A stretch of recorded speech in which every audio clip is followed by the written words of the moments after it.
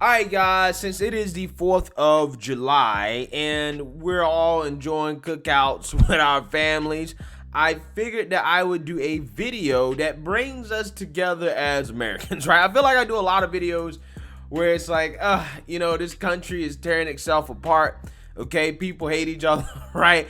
But sometimes I like to take a step back and do videos that are feel-good videos that we can all sit back and laugh at and be reminded that regardless of our skin color or our race or our culture or where we're from, we're all Americans, right? We all have something in common, okay? And I want to react to this video of this white guy going to his first black cookout, okay? And I can totally resonate with this guy because I've been the black dude that has went to my first, culture dinner or something like that, right? Like, I have, Asian friends, Chinese friends where I would, eat dinner with them for Thanksgiving, eat their Chinese food. I was the only black dude there. Indian friends, eat dinner with them, only black dude there. White friends, only black dude there. So I kind of resonate with this guy in terms of like being in a situation where you are a different color or culture from everybody else, right? And the feeling of being there. And most of the time I can say that you are treated well, okay? Because people know that you're not the same race, you're not the same culture, and they want to make a good impression, right? And I think that is the experience that this guy right here got, being white and going to his first black cookout. So without further ado, I want to go ahead and get into this and react to it. All right, I'm going to start this one off by saying I got a lot of black friends, okay? Most of them I got through playing football. They were my teammates. We've been to war together on the football field, love them to death. Now. Facts, man. This is why I love sports. Team sports, especially middle school, high school, man. Race stuff goes out the window, right? When you at war on a football field, when it's you and your brother, right, versus the other guy, the other team, again, race don't matter, okay? I highly recommend any male, right, especially men, play sports in high school, man. I mean, that's how you saw racism. Sports, team sports.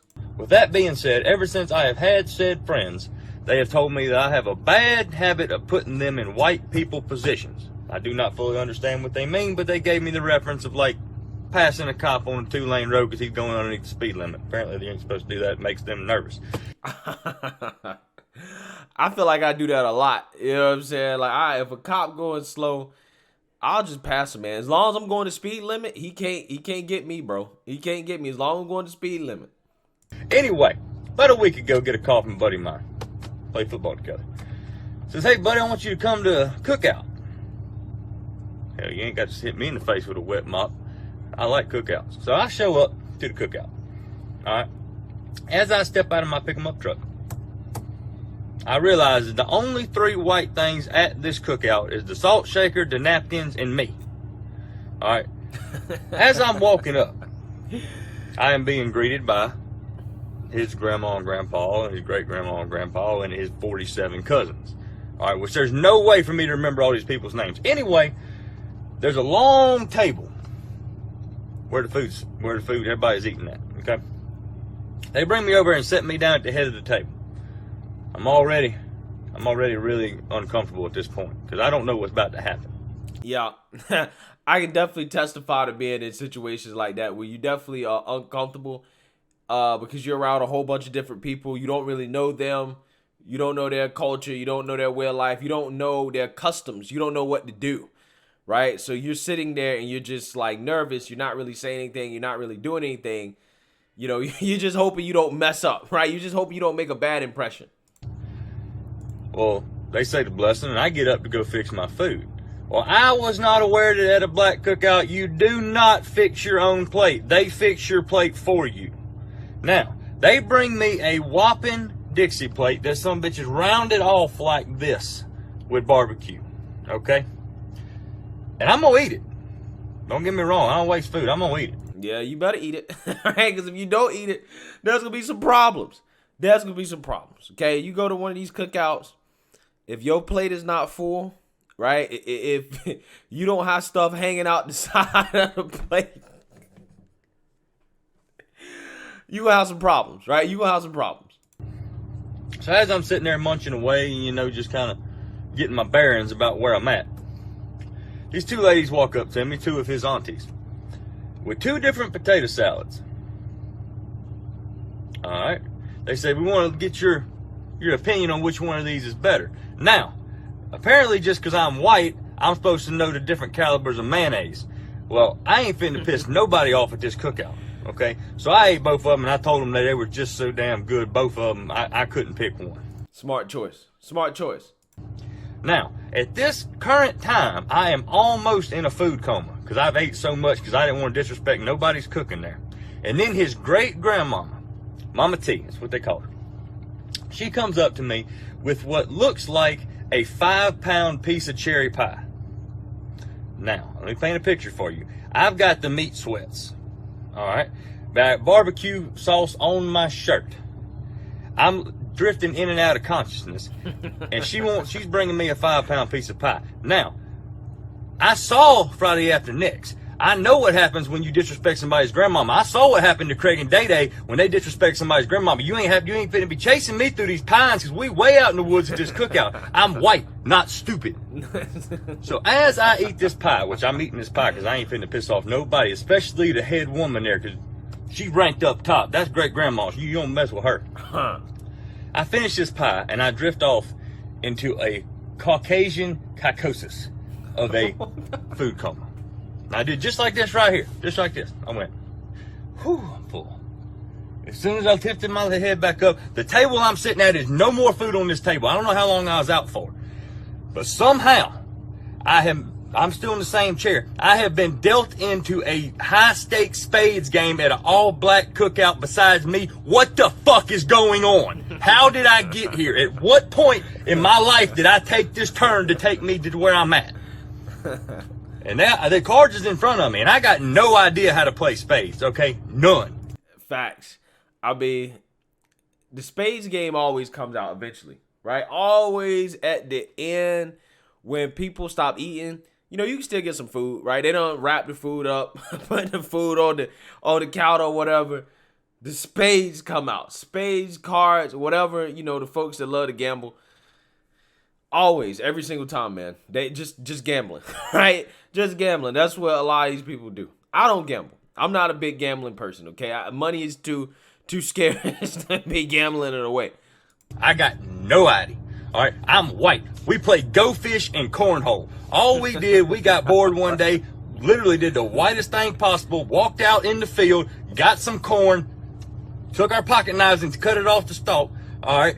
Put it in a bag, went over there, found some plywood in the shed, cut a hole in it, put it on an angle, and we tossed it at each other. That's what we do. I have no idea what spades is. So as they give me the runaround idea what the hell is going on with this spades game, I look at my hand and I realize that I probably got a pretty decent hand. Well, they asked me, they said, Zach, how many books you got? Which they had just explained this to me now. I'm talking about just now.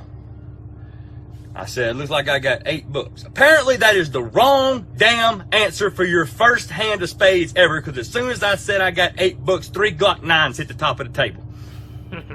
I've got every damn spade you could possibly have and 3 other aces. Well, as I survived that round, I go to get up, and one of his cousins come over and taps me on the shoulder and said, hey, buddy, you want to go throw bones?